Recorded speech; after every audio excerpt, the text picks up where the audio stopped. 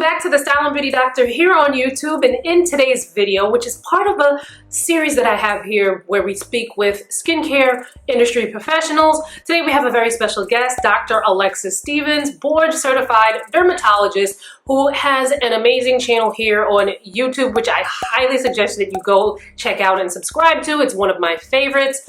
But today we are going to be talking about the answers to your questions about hyperpigmentation. I took to my community board, asked you what questions you had about hyperpigmentation, and you had a lot of them.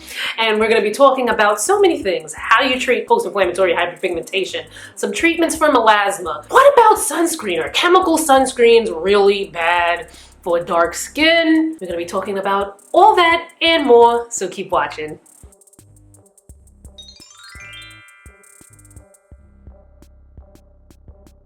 So, Dr. Alexis, can you give us a kind of an overview of the different types of hyperpigmentation, especially those that are common in those of us with skin of color? So hyperpigmentation is just a big umbrella term. There's so many different variants, but the most common are melasma, which is when you get that kind of butterfly or mask of pregnancy look on the face. Also occurs above the lips, can even be on the forehead. A lot of people don't realize it, but you can get it on your forearms too. So that's melasma, and then there's post-inflammatory hyperpigmentation. This comes following acne or any other trauma to the skin. So even just a scratch, a bite, or eczema can give you PIH. And then there's something called actinic dyschromia, which a lot of people don't realize, but this is just from chronic sun exposure. So there's a lot of different variants, but these are the most common. Now, what are some courses of treatment for getting rid of hyperpigmentation at home? And at what point should people throw in the towel and be like, you know what, let me go see a dermatologist? So this is a good question because with some forms of hyperpigmentation, you really don't want to wait. So at home, this is going to be your PIH. So things following acne, scars, bites, burns. This you can try and treat at home first. There's a lot of different over-the-counter things that you can use. Things like azelaic acid, which a lot of different companies are now selling. You can also use alpha-arbutin or tranexamic acid, kojic acid, lactic acid. There's lots of different versions of lightening creams that are over-the-counter. But when you get into things like melasma, it's actually really important to just go seek professional help as soon as possible because it rapidly changes and you can very easily use the wrong thing that actually makes it worse. Is there a point where things just, over-the-counter medications just have like a point where it's only but so much that they can do? What's that like? Yeah, so definitely. I mean, over-the-counter medications can only be so strong. So if you've tried over-the-counter medications, you've given it a good 3 months, because that's usually the typical amount of time for you to see any type of change, and things are not getting better or things are getting worse, immediately you would stop if it's getting worse and then go ahead and seek a board-certified dermatologist or an esthetician who specializes in hyperpigmentation. Okay. Now, when it comes to the active ingredients, you mentioned a couple before. We're going to actually have a separate video because you guys had so many questions about hyperpigmentation that, like, literally we could be here for like 5 hours with a video. So before we get into you guys' questions, I did want to ask, is it possible to treat acne and the post-inflammatory hyperpigmentation at the same time? Oh yes, so definitely. You can treat acne and PIH at the same time very well, actually. You just want to do it with a good strategy. So if you're using something like an azelaic acid, perfect, because it treats both acne and hyperpigmentation. But if you're using a benzoyl peroxide, be really careful because BPO or benzoyl peroxide really cancels out and negates a lot of other actives, specifically things that help to lighten or brighten the skin. It just oxidizes them and does not play nicely. So you can use a BPO or benzoyl peroxide for acne, but don't do it at the same time as your other actives because they usually will not work well together. Okay. Do you have to wait for, like, if someone has, I know there are different types of acne, but if someone has like, you know, a very visible whitehead, do they need to wait for that whitehead to go down some?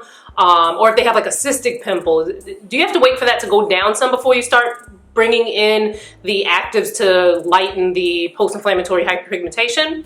So no, you shouldn't, because if it's inflamed, right, that means that there is some brewing hyperpigmentation on the way. So if you actually get in front of it, you'll be less likely to end up with PIH. Oh, okay, great. And then you know, you're so great that you answered the question that I had before I had the question.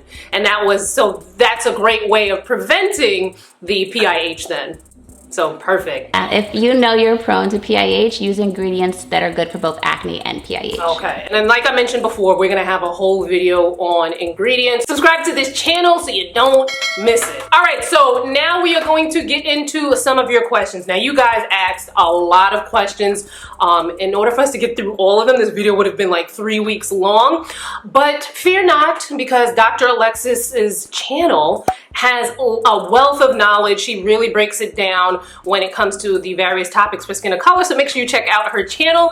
But we're gonna get into the first question, which is, how beneficial would the Ordinary's Azelaic 10% suspension be for not only hyperpigmentation but also acne? Would it help much, or should I get Finacea or a higher percentage? And Dr. Alexis just schooled me that Finacea is a name brand of a prescription of azelaic acid, so I'm gonna let her take it away with the answer to that. So azelaic acid is a great choice for both acne and hyperpigmentation.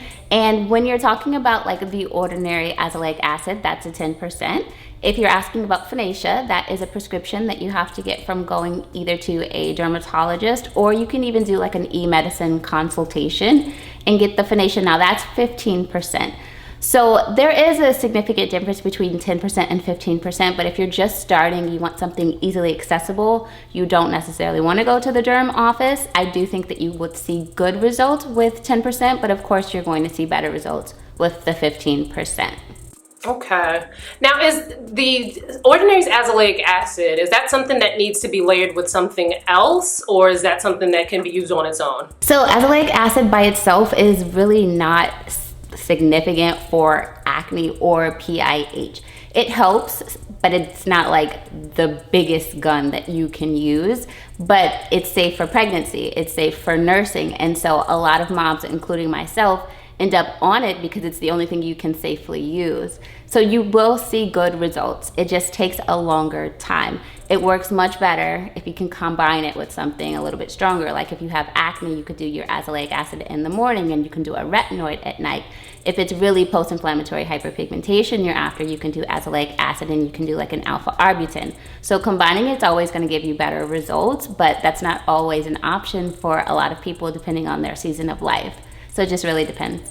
So the next question is, can anything be done about the small white spots that are beginning to show up on my body, almost like white freckles? My local dermatologist, and then she put in parentheses, no black dermatologists in my area, said it's cells losing melanin. So the white spots, which typically will occur on like the lower legs, some people can even get it on the forearms. This is truly an overexposure to sun or UV radiation. The medical term for white spots is a big long term called idiopathic guttate hypomelanosis, or just IGH. And your dermatologist is right. It actually is due to a decrease in melanin production, because remember, melanin is pigment. So that's correct, and your number one way to prevent it from worsening is by wearing sunscreen. So next question. She recently made a video about sunscreen that made me even more confused. In it, she states that mineral-based sunscreen with iron oxide tint was best for hyperpigmentation and melasma. But Lab Muffin, who's another YouTuber here on the platform, also recently did a video that debunked the mineral sunscreen is better for hyperpigmentation as mostly a myth. I'm not 100% sure that I would actually generalize what Lab Muffin said in that video as that, but we'll talk about it. I am outside of, and the person continues, I'm outside of the US and have access to the latest organic filters like Tinosorb M and S. So please ask her about the chemical versus mineral sunscreen for hyperpigmentation things, and please ask her what applies to those of us outside of the US with better chemical filters. Let's just start with the basics. So in Lab Muffin, who is extremely brilliant YouTuber and PhD, she does have a really good video on sunscreen. The only thing is, in the very beginning of the video, so it's the number one myth that she's busting, she's saying that the reason that people say hyperpigmentation is best treated with mineral sunscreen versus a chemical sunscreen is because of the heat. So it's not about the heat. And whenever you talk to a dermatologist, such as myself, we always think about things like irritation and whether or not something has a very high risk of developing an allergy. So chemical sunscreens have been shown time and time again to be much higher risk of developing an allergy and also being irritating, just because those chemical ingredients are indeed pretty irritating to the skin. Now you have to think about the way you're supposed to use sunscreen. You're supposed to reapply it every 2 hours. So you're going to be putting something on your skin that has a higher rate of developing irritation. Irritation leads to hyperpigmentation multiple times a day. This is the main reason that dermatologists are going to tell you to go with something like a mineral sunscreen over a chemical sunscreen, because we want to decrease your risk of irritation. We want to decrease your risk of allergy, especially on something you're putting on your skin multiple times a day.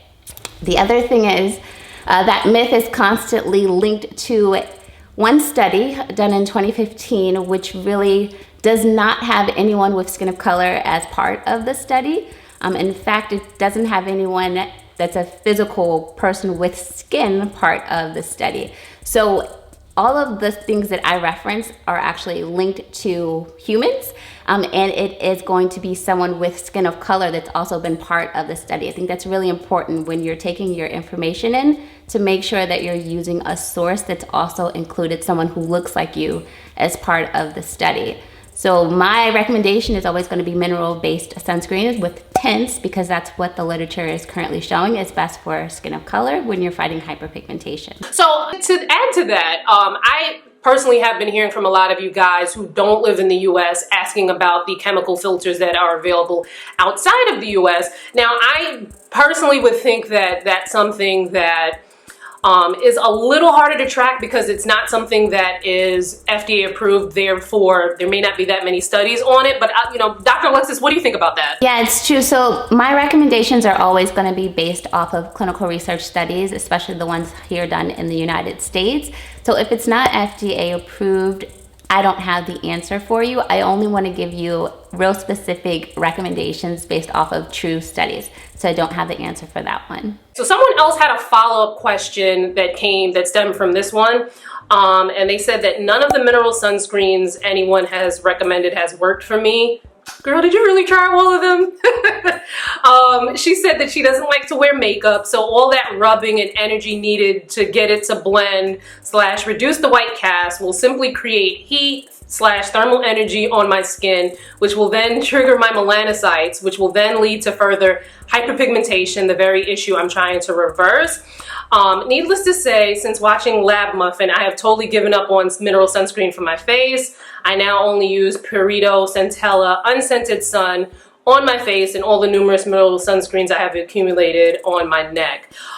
So Dr. Alexis, I personally have started to see, like, from my audience, and you know, you can obviously chime in and let us know what your experiences are as well. But I find that sometimes people may take one part of what someone said and maybe like run with it a little. So it's true. We do frequently just kind of take bits and pieces of information that someone has told us, and it's not necessarily on purpose. Sometimes if you don't completely fully understand the science behind it, you may misinterpret a certain part of the information that's being presented. So I think that's where that's coming from. So how careful do we need to be when we're rubbing in these mineral sunscreens? So I think that this person brings up a really good point. But this point is not special to sunscreen, because you rub in the cleanser that you use on your skin, or the toner, just the moisturizer that you're using. So I don't think that it's unique to sunscreen that you can over aggressively aggravate your skin, because just literally putting your hands on your face and rubbing causes some form of exfoliation. So it's just important in general to be very sensitive, very gentle with your skin in order to not over exfoliate or not excite your melanocytes, but it's not unique to sunscreen. Now here's a question that I have, or something that I kind of gleaned from some things that you said. So you mentioned that you suggest mineral sunscreens specifically for skin of color because as a dermatologist you see a lot of people who have issues with irritation, and you want people to avoid that type of irritation. Is that correct? Yes, you got it. Okay. So for people who do like chemical sunscreens, would you say that they're bad, or is just that you in particular prefer people to avoid any unnecessary irritation? This is a great question. I 100% think that chemical sunscreens are just fine. This is specific to the video I made on hyperpigmentation. It's a whole series about hyperpigmentation. So the recommendation was very best for hyperpigmentation. In general, if you're not fighting PIH or melasma, etc., and you just need a good sunscreen, you can go with the chemical sunscreen. But if you truly have melasma, PIH, you want to do everything you can because it's a difficult condition to treat. So that is why I would say go with mineral. And you know what I've noticed also, Dr. Alexis, over the years, I think sometimes, well, for one, when I first started doing my like sunscreens for dark skin series, I did realize that a lot of people didn't know that there is a difference between chemical and mineral, or, you know, as people will say, inorganic and organic sunscreens. So I think that some people may have an irritation to chemical sunscreens but aren't able to actually maybe articulate that. I've had people tell me in the past I'm allergic to all sunscreens. Right. Yeah, me too. And then it's people like, said that too. Yeah. And then it's like, well, you know, there are other types of sunscreen. So I think more education is needed, and which is why I'm so glad you have your channel. So you guys make sure that you are subscribed to Dr. Alexis's channel. We actually got a lot of iterations of this question when it came to discoloration on the body. So a couple people asked things like, what can I do if my face is significantly darker than my body, or vice versa? And then people also asked about darkness like in the bikini area, on the bottom, on the elbows. What can be done about that? So exfoliation is a really good way to try and keep the skin one even tone. And a lot of people who are melanin rich definitely will find that there are different parts of their body that have different shades. So one, it's normal, but two, I understand that you do want to treat that and you want to be even. So like a good glycolic acid exfoliation will be good for the body, and your body can actually handle a much higher percentage than your face. So that's something that you can consider. Now, if you've done this and it's still not working, then you could go see a dermatologist or an esthetician and actually get a chemical peel. That's really helpful as well. This next question has to do with melasma. So the question is, how should I treat persistent melasma? Is there anything I can do at home if I can't afford a trip to the dermatologist right now? Are there retail products, especially affordable ones, that you would recommend? Is mineral sunscreen truly better for melasma? I think we kind of covered that in the previous question. And she asked for a recommended at-home skincare routine for treatment and maintenance. So melasma is a pretty tough one. If you have been trying to use different things over the counter and not successful, I would recommend Cispera, which is a cysteamine, and it's an antioxidant. It's a newer kid on the block, and it's truly the most powerful thing that you can do at home if the other things haven't worked, like the azelaic acid, the kojic acid, licorice root, all the other stuff that we've mentioned. It's a very good choice if you're just wanting to do something at home. Do you need a prescription for Cispera? I actually have some here, but I got mine from a Skin Color of Society event. Yeah. Kind of put it in the bag. Nice. Do you need a prescription? So you do need to get Cispera from a physician, but you don't necessarily need a prescription. Something you can easily get as long as you have a doctor or a relationship with a doctor. And I've gotten some questions about microneedling as it pertains to skin of color. What are your thoughts? So I love microneedling. I do microneedling in my office all the time. I think it's really important where you go to for your microneedling, because depending on the device, depending on how long the actual needles are, depending on the depth, the thickness, and what the provider is actually putting on your skin or within your skin with the microneedling makes a huge difference. So in general, microneedling is a great treatment, but just make sure you do your research on who you're having do your microneedling. What do you think of the at-home kits?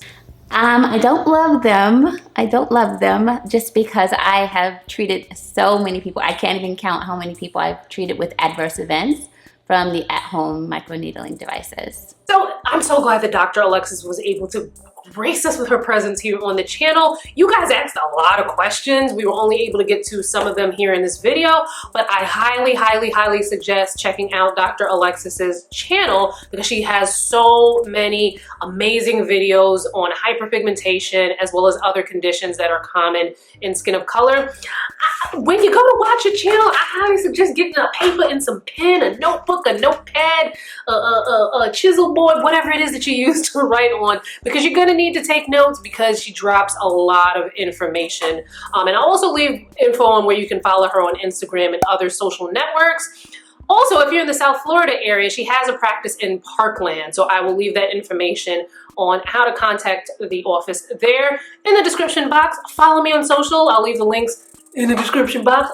Pretty much get all in that description box and just read and click and read and click. Lots of information there, and I'll see you fine folks in my next video. Bye, guys.